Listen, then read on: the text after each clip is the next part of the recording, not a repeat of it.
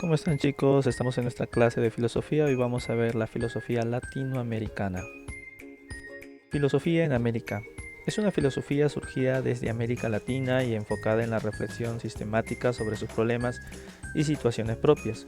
Conviene por ello realizar una distinción técnica entre filosofía en Latinoamérica y filosofía latinoamericana. Veamos en primer lugar la historia. El proyecto de elaborar una filosofía propia anclada en la idiosincrasia y en las realidades latinoamericanas se desarrolló durante los siglos XX y esta está en tres vertientes distintas, diferentes. 1. La vertiente ontológica, también llamada americanismo filosófico, que reflexiona sobre la identidad nacional o continental. 2. La vertiente historicista, que busca una comprensión filosófica de la historia de América Latina y la formulación de una historia de las ideas en el continente.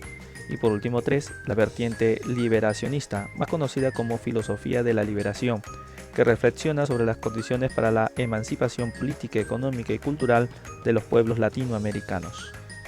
Veamos la primera, la vertiente ontológica. El nacimiento de la primera vertiente, también llamada americanismo filosófico, puede rastrearse hasta las primeras décadas del siglo XX en México como fruto del ambiente nacionalista que había generado la Revolución Mexicana.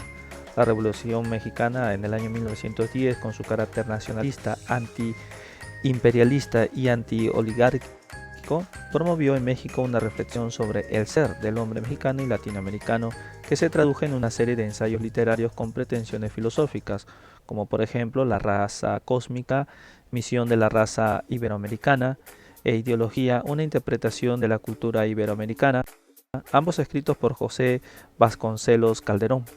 Pero es el libro de Samuel Ramos, El perfil del hombre y la cultura en México, donde puede apreciarse una primera configuración del proyecto de una filosofía sobre lo mexicano. La segunda vertiente, historicista. Esta segunda ramificación se origina también en México y es impulsada inicialmente por la influencia del filósofo español José Ortega y Gasset a través de su discípulo José Gauss, quien llega a México a finales de los años 30 como refugiado a causa de la Guerra Civil Española, adoptando las tesis historicistas de su maestro.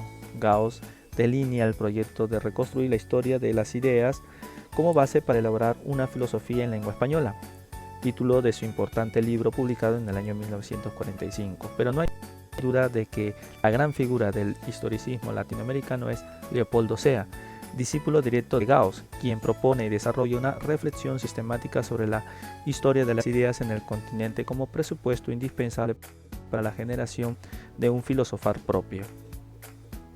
Y tenemos la tercera vertiente, liberacionista. Mientras que las dos vertientes anteriores nacen al extremo norte del continente, es decir, en México, la filosofía de la liberación nace en el extremo sur, es decir, en Argentina. Fue allí donde, hacia comienzos de la década de los 60, empezó a surgir un movimiento filosófico que recogía las preocupaciones articuladas por otros sectores de la intelectualidad latinoamericana, como la sociología de la dependencia y la teología de la liberación. Antecedente importante fue la publicación en el año 1968 del libro ¿Existe una filosofía de nuestra América?, del peruano Augusto Salazar Bondy, en el que se plantea que la autenticidad de la filosofía latinoamericana vendrá como autoconciencia de la situación de alienación y dependencia en la que se haya sumido el continente.